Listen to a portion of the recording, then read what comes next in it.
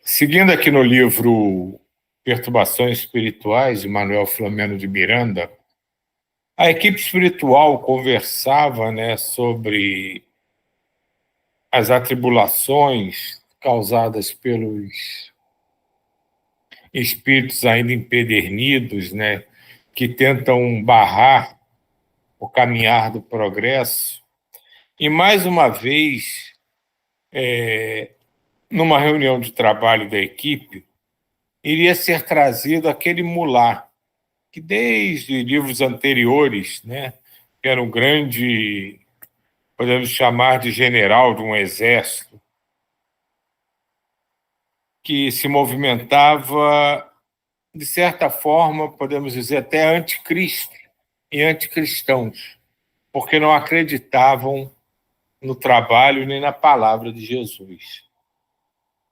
E nós vamos recomeçar aqui bem no momento em que, na reunião da qual fazem parte, né, a equipe espiritual e trabalhadores encarnados, o mulá seria trazido para incorporar naquela médium a senhora Vicenza, né, que já se fez presente em outras partes do livro. Então vamos dar sequência. Dr. Bezerra de Menezes, pessoalmente, conduziu com 2 enfermeiros o mulá, que, atraído pela senhora Vicenza, incorporou-a com facilidade, despertando-a em seguida. Surpreso, exclamou: novamente, que desejais de mim? Como vos atrevestes a deter-me contra minha vontade em vosso antro? Como prosseguis, traidores e brutais? Com serenidade afetuosa, o venerando Macário respondeu-lhe: o nobre mulá aqui se encontra por vontade própria, desde que veio anteriormente em atitude agressiva contra o labor de Jesus Cristo. E continuou: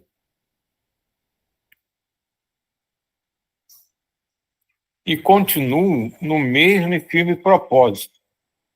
O cordeiro tem que ser novamente imolado para a verdadeira glória de Alá.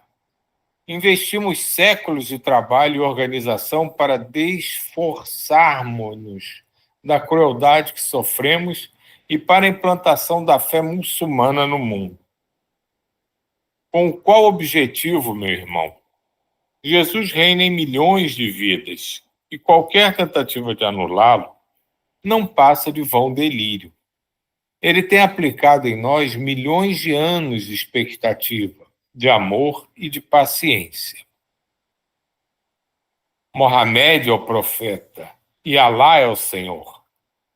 Não me parece verdadeiro, porque entre vós, os xiitas e sunitas, Alá parece dividido, já que vos matais uns aos outros, em carnificinas inconcebíveis. Por que tanto ódio vos separa? O mesmo que a vós divide em nome do cristianismo. Quantas denominações pretendem a posse da verdade de que ele teria sido portador? Por que a maldita Inquisição, a perseguição aos hereges? Havia ressentimento e rancor na resposta. No passado, quando medrava a ignorância, mãe do egoísmo e da presunção, as criaturas atribuíam-se valores que exorbitavam, supondo-se capazes de administrar o reino dos céus, embora na vilegiatura carnal. Utilizavam-se da fé religiosa como instrumento político para o poder enganoso, porque a morte sempre as surpreendia quando esperavam desfrutar das glórias transferidas para regiões de ultrajante sofrimento, onde se devoravam por tempo indeterminado que lhes parecia eterno. Infelizmente, a embriaguez da carne ainda mantém na atualidade um número expressivo nas mesmas condições, redundando em dores inenarráveis, porque ninguém consegue anestesiar a consciência indefinidamente, E as leis que vigem no universo impõem-se com rigor, cobrando respeito aos seus frágeis infratores. As urdiduras das intrigas e das calúnias de resultados eficientes no mundo das paixões são desmascaradas pela realidade, e somente os valores do bem têm vigência para a conquista da harmonia interior. Fundamental para a plenitude. Pouco me interessam as suas reflexões. As armas ainda são os mais eficientes recursos para submeter as criaturas rebeldes ao talante do que desejamos. Não acreditamos na solidariedade que se desfaz ante o dinheiro farto, nem na honra que se perverte com facilidade. Aprendemos com o profeta Sereníssimo que o Islã há de dominar o mundo, que deve ser desprezado para o deleite após a morte, no paraíso de gozos infinitos.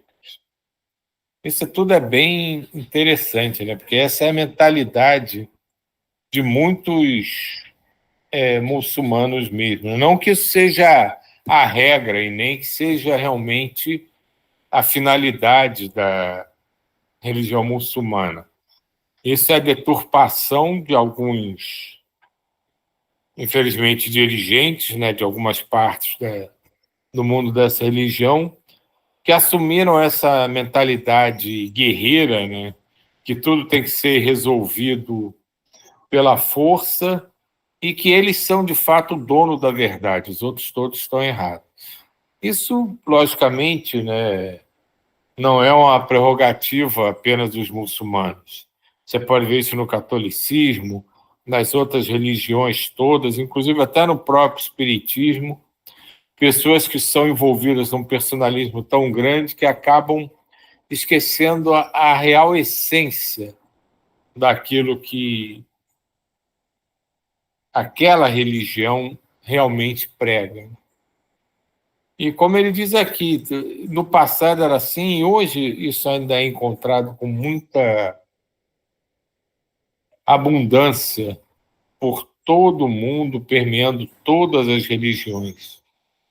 Essa necessidade de ser o dono da verdade, de impor, fazer proselitismo. Diga. Isso aí que você falou, Silvio, é uma coisa incrível. Por quê? Aquela coisa que eu gosto de bater muito nessa tecla, as armadilhas do mundo, cara. Isso que você acabou de falar, como eu falei aqui no passado, mas atualmente também. E não existe um meio de comunicação mais poderoso do que a televisão, do que a internet celular, sabe? Isso está disseminado de tal forma uma ignorância reinante que, poxa, são poucos grupos como nós, assim, pequenos. Toda hora bato nisso porque é uma verdade. Então, você imagina aquela pessoa desesperada, como aquele coisa que eu te falei do Caça-Fantasma no YouTube. Eu vou até te mandar o vídeo, o link do vídeo, particular. Aí, o que acontece? A pessoa vai e entra num lance desse. Eu estava vendo esses vídeos. Tem um médico que eu me esqueci o nome dele, que faz mensagem cartas de consolo. Cara, tu precisa ver aquilo ali, é uma coisa, sabe, é real aquilo, mas claro que tem a parte do show e tudo mais, mas é como foi o espiritismo no início da sua existência, né? Uhum. Então, o que acontece? Aquele apelo moral, aquela coisa toda, deixa de existir. Mas a gente precisa observar, são os comentários que tem, são coisas assim, sabe, totalmente descabido. Então, fica uma espécie de uma guerra que não existe essa guerra. E não deveria existir essa guerra. Mas isso é o fato. É só isso que eu queria falar. Realmente. Pelo que posso deduzir, o nobre mulá, embora havendo sido vítima, conforme proclama, não encontrou paraíso de sensualidade, de glutoneria, de paixões humanas e cerviz. Antes, pelo contrário, contorce-se nas vascas da agonia, nos tormentos do ódio. onde tem estado durante todo esse período a partir do momento em que foi massacrado no século XVI? Certamente, conforme o Corão, no inferno de dores inenarráveis, havendo atravessado algumas de suas 7 portas e detendo-se em algumas áreas de revolta e desespero. Isso é interessante, né? Ele chama a atenção para isso, o Macário, porque tem essa história mesmo, né? Inclusive esses homem-bombas, né? Eles vão com essa promessa, né? Que vão lá, vão destruir o infiel e vão para o paraíso, né? Viver na abastança, com não sei quantas virgens, com tudo de bom e de melhor. E achei interessante ele questionar justamente isso, né? Se é assim mesmo, como é que você está aqui reclamando da vida? Né? Diga. E pegando esse gancho que você falou, eu vi como você sabe, eu só assisto YouTube, né? Então, no Paquistão, tem essas medras, acho que o nome é esse, são as escolas muçulmanas que preparam esses homens bombas, né? Uhum. Então, o cara que fazia essa filmagem teve acesso a dessas medras, sei lá.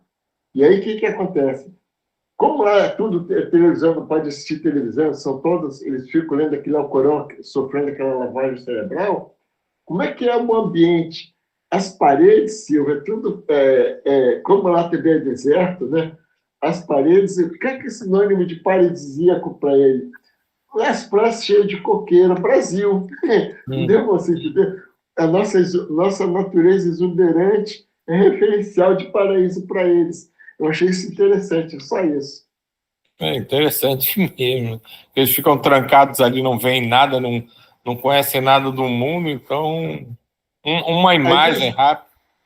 fica Diga. desenhado nas paredes, entendeu? Nas Ah, paredes, assim, isso aí, tipo esses murais que a gente vê assim. É uhum. isso. Achei interessante. Jesus, porém, oferece-nos um paraíso de harmonia e de progresso, de beleza, onde o amor transcende as falsas necessidades da organização somática, não havendo ambições de cobiça nem sede de prazeres. Isso, no entanto, será conquistado durante a jornada pelo mundo físico, através da serenidade e da compaixão pelo próximo de qualquer origem, crença, condição social ou econômica. A lei de amor vige poderosa, porque sustenta o cosmo, pois que o Pai é amor. Enquanto isso, o espírito, em estado de alucinação, por sentir-se impossibilitado de maltratar a médium, eliminando fluidos morbosos, retorcia-se na aparelhagem ultrassensível da abnegada missionária. No seu tormento, que inspirava compaixão, passou a emitir sons estranhos que poderiam ser frases num dialeto próximo ao idioma árabe. Foi então que o irmão Macário exarou o socorro do mestre compadecido e, nesse momento, uma entidade veneranda desceu e condensou-se no recinto, irradiando claridades diamantinas e, com respeito, dirigiu-se ao rebelde. Ibn Said, louvado seja o Pai misericordioso e único. A voz possuía a doçura do amor, e a expressão dos olhos e da face exteriorizava-se em suave luz que envolveu o comunicante, que não pôde ocultar a surpresa e gritou em pranto convulsivo: Santo Imame, como vindes ao inferno buscar-me? Desgraçado que sou e esquecido de Alá como estou. Imame, autoridade religiosa da doutrina muçulmana, que significa textualmente aquele que guia, aquele que seleciona, que está à frente. O excelso Criador nunca ouvida de nenhum daqueles que gerou. Tu não és desgraçado. Estás somente dominado pelo mal que passou a morar nos teus sentimentos, empurrando-te para longe daquele que é a própria vida. Venho buscar-te para que descubras que somente há um Deus, pouco importando-lhe o nome, e a sua mensagem é o amor vivo que um dia governará a terra. Logo passem as tempestades dos ódios e das paixões humanas. És sincero na tua fé e equivocado na sua interpretação. Hoje sei que Jesus reina soberano e que Mohamed é também seu profeta, que exorbitou quando se viu perseguido por aqueles que não aceitavam o Corão, quando ele começou a distendê-lo pelo mundo árabe de então, havendo assim recorrido à guerra quando era emissário da paz.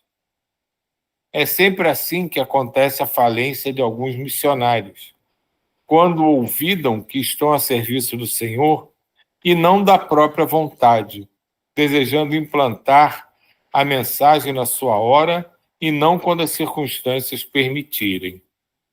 Isso aqui é muito, muito interessante, né, o que ele fala. Primeiro, a entidade que se manifesta, né? É aquela coisa de qualquer um de nós pode, né, de acordo com a sua preparação, compreensão evolutiva, assumir a forma que quiser quando desencarnar.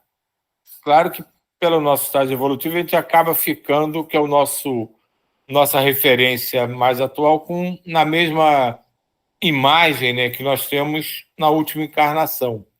Mas outros espíritos podem escolher como transitar. Mas se por acaso esse espírito precisar falar com alguém que não conheça aquela forma que ele está atualmente, ele vai se transmutar numa forma que ele conheça. E é o que acontece aqui. Se viesse um mentor espírita, um santo católico, o Mohamed continuaria a praguejar, a xingar, a agredir. Então vem um espírito certamente muito evoluído, com a aparência de alguém ligado à religiosidade que ele professa, que aí ele tem o impacto de ser alguém que ele conhece, confia e ouve o que ele está dizendo, mesmo que no início ele não concorde. Então isso é um trabalho muito grande, né? E outra coisa que ele diz aqui, né, no momento que eu parei, é de saber o momento, é o proselitismo e o personalismo atrapalhando todas as formas de religião. Você tem que, não basta você conhecer as escrituras, ter conhecimento das doutrinas. Você tem que reconhecer se o momento é adequado ou não. Senão você cai aí sim no dar pérolas aos porcos, porque você prega num terreno que não tem a menor chance daquilo se apegar e evoluir. Diga aí, quer falar alguma coisa? Silvio, veja só que coisa linda. O que me remeteu? Olha só o que ele fala aqui. És sincero na tua fé e equivocado na tua interpretação. Fechou. O que me lembrou? Paulo de Tarso, Saulo, quando foi perseguir Cristo na estrada de Damasco, lá para Damasco. É a mesma coisa. Se você for olhar, não é igual, mas o fundo são equivalentes à posição.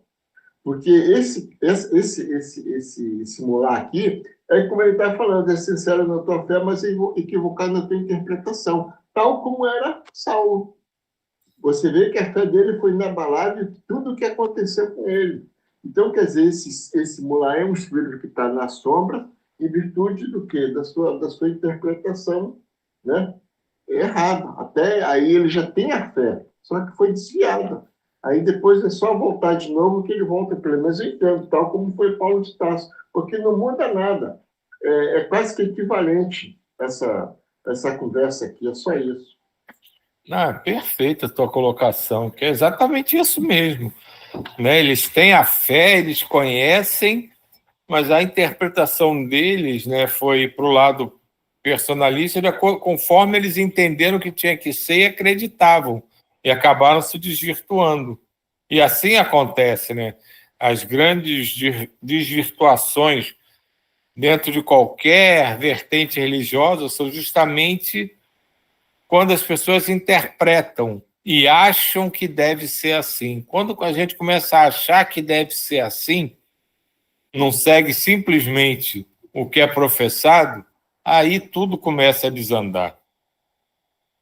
Ou só, Silvio, só para a gente ter uma ideia, ele era um espírito de fé profunda, porque veja só, esse imã que apareceu aqui para ele equivale a um Jesus, cara, pegando desse princípio que você falou, que você Sim. reveste de um ser iluminado, entendeu? É tal isso. Então, quer dizer, prova que ele realmente tinha uma fé profunda, só que estava desvirtuada na sua interpretação.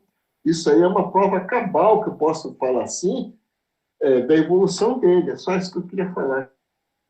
Né? E esse aspecto chamou a atenção também, reforça aquela imagem, né, que a gente tem, que o mundo espiritual é um só.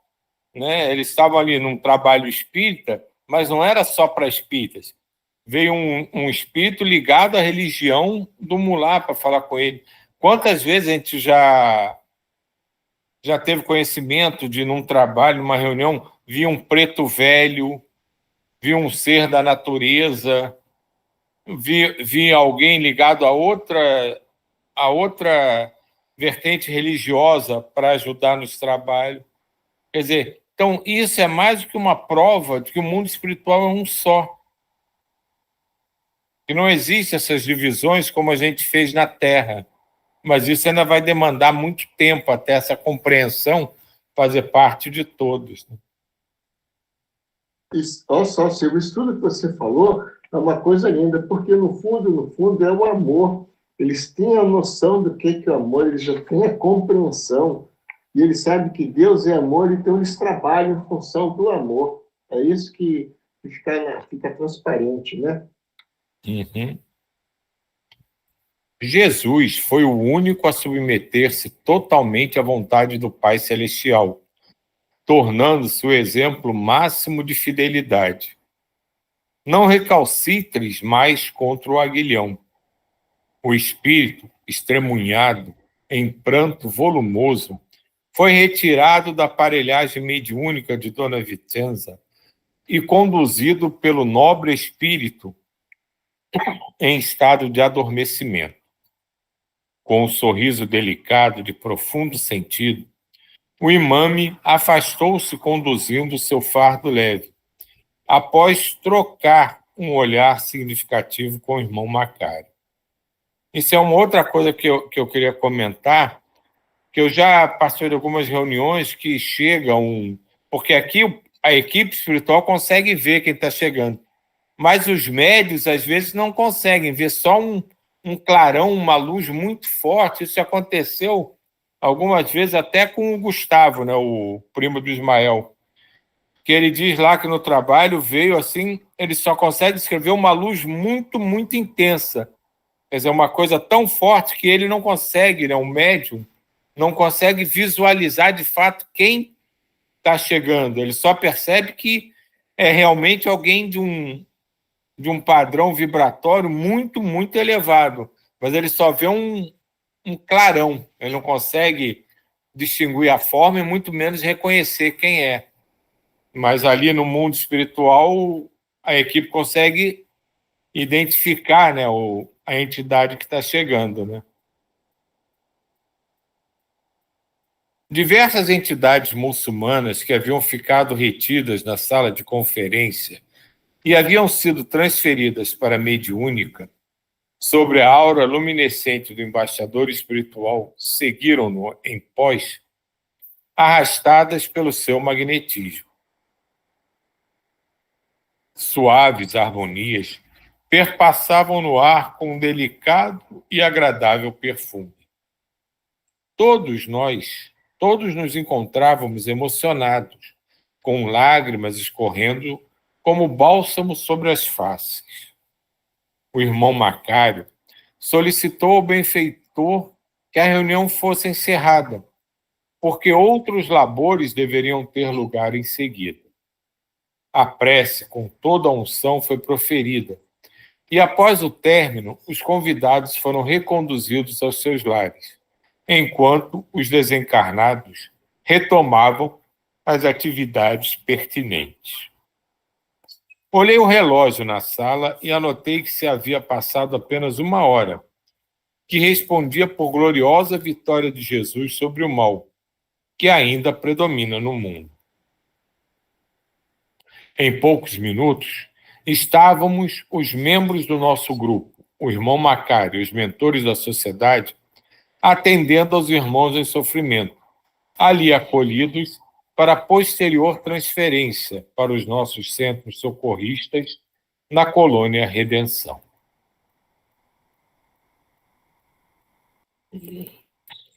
Concluindo o trabalho. São 8h30 e provavelmente esse é o último capítulo desse livro. Então, semana que vem a gente deve encerrá-lo e iniciar o 4º e último livro dessa série do Divaldo, com essa parceria do Divaldo e do Manuel Filomeno, falando sobre a transição planetária. Então, vamos Como é que é o nome desse livro aí? Já para eu, quando eu achar, eu já comprar, porque eu gosto de acompanhar aqui. Eu fico no celular. O próximo? Espera aí, deixa eu abrir aqui que eu já te digo. No rumo do mundo de regeneração. No rumo do mundo de regeneração. Tá. Beijão, obrigado. Nada.